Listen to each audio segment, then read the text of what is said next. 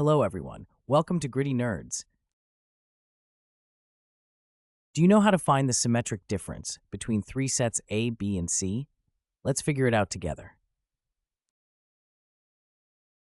Before we dive into three sets, let's quickly recap how to find the symmetric difference between two sets. In the below Venn diagram of two sets A and B, to find symmetric difference, you only include the non-overlapping areas, as highlighted in blue. That is, you take the union of the two sets and then remove their intersection. Now, let's get back to three sets.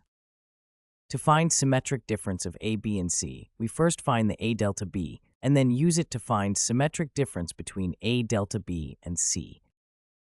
First, we find the symmetric difference between sets A and B. This is shown by the highlighted blue areas in the left Venn diagram. On the right side, you see the same Venn diagram, but this time, the entire set C is highlighted, setting the stage for combining all three sets. Next, to compute the overall symmetric difference, we first identify the areas common to both the A delta B and C. These common regions are highlighted in green. To obtain the symmetric difference between A delta B and C, we keep the unique areas from both diagrams while removing the green areas, since they represent the common parts. Once the common green regions are removed, what remains is the symmetric difference for sets A, B, and C.